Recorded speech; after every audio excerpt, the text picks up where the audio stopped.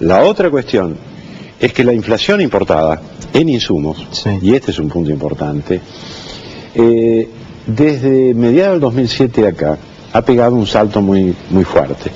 Y la Argentina, y sobre todo empresas medianas y pequeñas, no hablo de los grandes grupos transnacionales o algunos grupos nacionales, quedan muy pocos, entre paréntesis, tienen capacidad, digamos, de negociación. Pero para empresas medianas y pequeñas, el tema en una serie de insumos que hay que comprar al exterior, porque Argentina no los tiene, se ha hecho muy difícil en un mercado muy demandante donde compran grandes players. Y cuando hablo de grandes players, no hablo de los comunes grandes players transnacionales conocidos, hablo de los chinos, hablo de los indios, brasileños, rusos, etcétera, que han crecido muy mucho y que tienen una capacidad de negociación que no tiene el tamaño relativo a las empresas. Este es otro aspecto a tener muy en cuenta. Ahora, Ochoa, tengamos en cuenta que una de las cosas que caracteriza a este gobierno no es justamente su pasividad. Y cuando digo a este gobierno, no solamente me refiero al gobierno de Cristina Fernández de Kirchner, sino hablando del kirchnerismo en general. Una de las cosas, como le decía, que no lo caracteriza es su pasividad. Pasividad que pareciera tener hoy frente, por ejemplo, a los temas como usted nos estaba señalando. Esto es porque el problema en verdad es más complejo y todavía más complejo de lo que uno puede llegar a imaginarse, y todavía no han encontrado la manera, no han encontrado una solución, o en verdad son ciertas quizás las expectativas que se tiene posiblemente, como se menciona también de distintos medios, de anuncios para el 25 de mayo en donde podamos encontrar soluciones. A mí me da la impresión siempre que los temas de los anuncios tienen cierta importancia dentro, cuando uno tiene un plan. Cuando uno tiene un plan, anunciar determinado tipo de correcciones o nuevas medidas a implementar es importante. Lo que a mí me parece que no hay plan. ¿Qué quiere decir que no hay plan? Si uno observa dos casos, en el tema del agro funcionó esto que no es pasivo, siguiendo su comentario, porque las medidas eran tomadas dictat, o sea, una resolución en forma inmediata, no hay exportaciones de carne y ya se firma, hasta que los precios bajen. Ahora, simultáneamente había un rol de articulación y coordinación, que era el incendio de los campos en digamos, entre la provincia de Buenos Aires y Entre Ríos, que gracias a la lluvia terminó hace exactamente 4 días. Y eso que marca que es muy difícil acciones activas cuando requieren articulación y coordinación, cuando no existe realmente un gabinete en el sentido real de la palabra. Y esto me lleva, con respecto al tema de las medidas 25, que quizás se produzca algún efecto de tratar de anticiparse a los hechos, cosa que hasta ahora no sucede, porque todas estas cosas que comentaba son cuestiones que están realmente pasando porque se dejó pasar el tiempo, esto es la realidad, para tratar de anticipar algunas cuestiones y hacer una política más activa.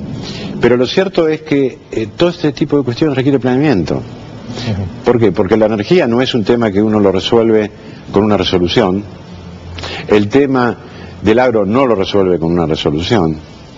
El tema que decía de las materias primas importadas tampoco. El tema de capacitación obviamente está vinculado al tema educación y tecnología.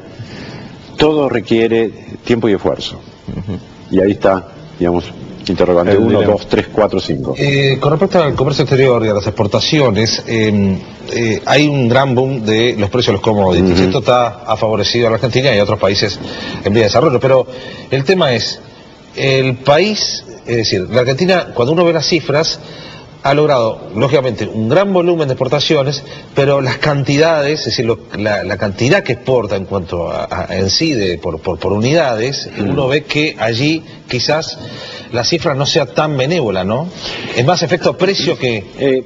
El tema es el siguiente, hoy en el comercio internacional, yo diría desde el año 2013 en adelante, hay que mirar volumen, o sea, cantidad, precio y valor. ¿Por qué? Y porque evidentemente hay una inflación de costos y de precios en el comercio internacional muy alta. Y lo cierto es que la Argentina, diríamos así, en volumen ha crecido, pero cuando uno mira, por ejemplo, el promedio de Latinoamérica, está largamente por debajo de Brasil. Brasil ha duplicado en este periodo que hablo, 2002-2007, sus exportaciones desde el punto de vista volumen. Y la Argentina está en la media de Latinoamérica. O sea, Y hay algunos países que han crecido más, el caso peruano, el caso colombiano, y Argentina está, digamos así, en el núcleo medio. Sí. Esto lo que marca para mí son dos cosas. Uno, realmente el sector más competitivo de la Argentina es su parte agraria, Sí. ha pegado un gran salto tecnológico y de management, pero se requieren una serie de acciones concretas para que otros sectores tengan más protagonismo. Pero esto requiere una cantidad más adecuada de políticas que solamente tipo de cambio alto competitivo. Porque si no, hay un excelente trabajo en CEPAL de la economía argentina 2002-2007, muy recomendable, poco largo como todo lo de CEPAL, pero lo cierto es que marca que no ha habido transformaciones esenciales del perfil productivo de la Argentina década 90 con esto, a pesar que las características, teóricamente, de lo que podríamos llamar la política macro son muy distintas. Sí.